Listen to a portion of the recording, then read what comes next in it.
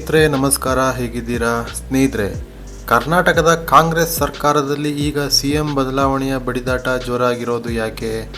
CM Siddaramaiah ಮತ್ತು ಡಿ.ಕೆ. ಶಿವಕುಮಾರ್ ಅವರು ಮಲ್ಲಿಕಾರ್ಜುನ ಖರ್ಗೆ ಅವರ ಮನೆಯಲ್ಲಿ ನಡೆಸಿದ ರಾಜಕೀಯ ರಣತಂತ್ರ ಏನು? 2023ರ ಕರ್ನಾಟಕ ವಿಧಾನಸಭಾ ಚುನಾವಣೆಯಲ್ಲಿ ಕಾಂಗ್ರೆಸ್ ಬಹುಮತ ಗಳಿಸಿದ ನಂತರ ಮುಖ್ಯಮಂತ್ರಿ ಸ್ಥಾನಕ್ಕಾಗಿ ಸಿದ್ದರಾಮಯ್ಯ ಮತ್ತು ಡಿ.ಕೆ. ಶಿವಕುಮಾರ್ ಅವರ ನಡುವೆ ನಡೆದ ತೀವ್ರ ಪೈಪೋಟಿ ಮತ್ತು ಅಧಿಕಾರ ಹಂಚಿಕೆ ಸೂತ್ರದ ಕುರಿತು ಈ ವಿಡಿಯೋದಲ್ಲಿ ನೋಡೋಣ. ಸ್ನೇಹಿತರೆ, 2023ರ ಕರ್ನಾಟಕ ವಿಧಾನಸಭಾ ಚುನಾವಣೆಯಲ್ಲಿ ಕಾಂಗ್ರೆಸ್ ಬಹುಮತ ಗಳಿಸಿದ ನಂತರ ಮುಖ್ಯಮಂತ್ರಿ ಸ್ಥಾನಕ್ಕಾಗಿ ಸಿದ್ದರಾಮಯ್ಯ ಮತ್ತು ಡಿ.ಕೆ. ಶಿವಕುಮಾರ್ ಅವರ ನಡುವೆ ತೀವ್ರ ಪೈಪೋಟಿ ನಡೆಯಿತು.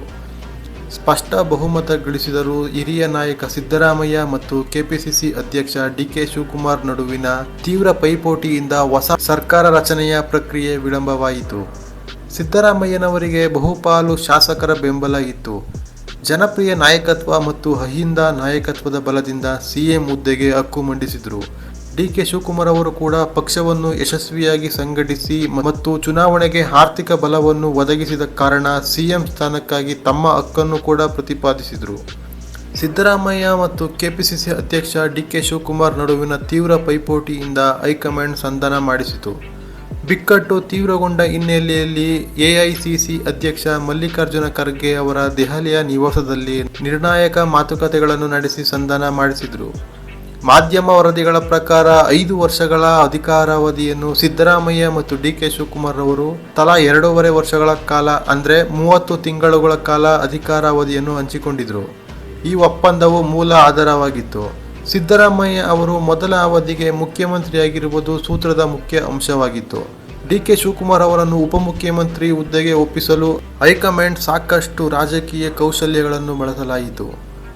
ಪಕ್ಷವು ಅವರ ತ್ಯಾಗವನ್ನು ಮರೆಯುವುದಿಲ್ಲ ಮತ್ತು ಭವಿಷ್ಯದಲ್ಲಿ ದೊಡ್ಡ ಸ್ಥಾನಮಾನ ನೀಡುವುದಾಗಿ ಭರವಸೆ ನೀಡಲಾಯಿತು.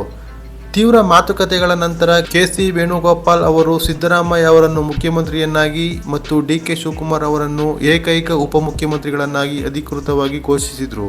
ಅಧಿಕಾರ ಹಂಚಿಕೆಯ ಸೂತ್ರವು ವರದಿಯಾದರೂ ಹೈಕಮಾಂಡ್ ಅಥವಾ ಯಾವುದೇ ಹಿರಿಯ ನಾಯಕರು ಅದನ್ನು ಸಾರ್ವಜನಿಕವಾಗಿ ಮಾತನಾಡಲಿಲ್ಲ.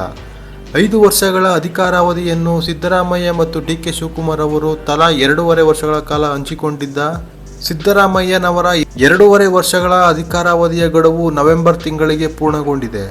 ಈಗ ಡಿ.ಕೆ. ಶಿವಕುಮಾರ್ ಅವರ ಬೆಂಬಲಿಗರು ಒಪ್ಪಂದವನ್ನು ಜಾರಿಗೊಳಿಸುವಂತೆ ಹೈಕಮಾಂಡ್ ಮೇಲೆ ಒತ್ತಡ ಹೇರುತ್ತಿದ್ದಾರೆ. ಡಿ.ಕೆ.ಎಸ್ ರವರ ಸ್ಫೋಟಕ ಹೇಳಿಕೆ. ಡಿ.ಕೆ. ಶಿವಕುಮಾರ್ ಅವರು ಅಧಿಕಾರ ಸಿಗಲಿಲ್ಲ ಅಂದರೆ ಒದ್ದು ಕಿತ್ಕೋಬೇಕು ಎಂಬ ಹೇಳಿಕೆಯನ್ನು ಸಹ ನೀಡಿದರು. ಇದು ಹೈಕಮಾಂಡ್ ನಿರ್ಧಾರ ಕೈಗೊಳ್ಳದಿದ್ದರೆ ಬಂಡಾಯದ ಹಾದಿ ಹಿಡಿಯುವ ಎಚ್ಚರಿಕೆಯನ್ನು ಸೂಚಿಸುತ್ತಿತ್ತು. ಡಿ.ಕೆ. ಶಿವಕುಮಾರ್ ಅವರ ಬಣದ ಒತ್ತಡಕ್ಕೆ ಪ್ರತಿಯಾಗಿ ಮುಖ್ಯಮಂತ್ರಿ ಸಿದ್ದರಾಮಯ್ಯ ಅವರು ತಮ್ಮ ಅಧಿಕಾರವನ್ನು ಉಳಿಸಿಕೊಳ್ಳಲು ಸಂಪುಟ ಪುನರ್ರಚನೆಯಂತಹ ರಾಜಕೀಯ ಅಸ್ತ್ರಗಳನ್ನು ಪ್ರಯೋಗಿಸುತ್ತಿದ್ದಾರೆ. ಇದು ಸ್ನೇಹಿತರೆ 2023ರ ಕರ್ನಾಟಕ ವಿಧಾನಸಭಾ ಚುನಾವಣೆಯಲ್ಲಿ ಕಾಂಗ್ರೆಸ್ ಬಹುಮತ ಗಳಿಸಿದ ನಂತರ ಮುಖ್ಯಮಂತ್ರಿ ಸ್ಥಾನಕ್ಕಾಗಿ ಸಿದ್ದರಾಮಯ್ಯ ಮತ್ತು ಡಿ.ಕೆ. ಶಿವಕುಮಾರ್ ಅವರ ನಡುವೆ ನಡೆದ ತೀವ್ರ ಪೈಪೋಟಿ ಮತ್ತು ಅಧಿಕಾರ ಹಂಚಿಕೆ ಸೂತ್ರದ ಕುರಿತಾದ ಒಂದಷ್ಟು ಮಾಹಿತಿ. ಮತ್ತೆ ಮುಂದಿನ ವಿಡಿಯೋದಲ್ಲಿ ಸಿಗ್ತೀನಿ. ನಮಸ್ಕಾರ.